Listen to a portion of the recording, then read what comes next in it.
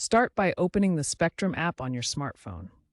Navigate to the Account section, then select your modem or router from the list of equipment. Look for options like Reactivate Equipment or Troubleshoot Internet.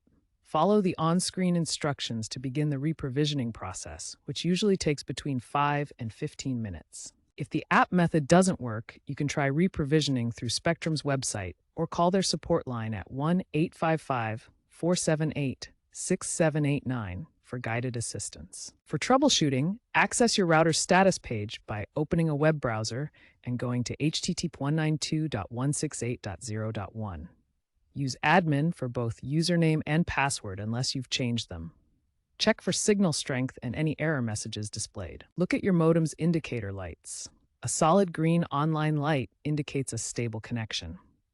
Refer to your router's manual or Spectrum's support for what each light means. Ensure there are no IP address conflicts on your network by checking connected devices. Also, remember that outages or firmware glitches can cause temporary issues, so check Spectrum's status page or app for service alerts in your area.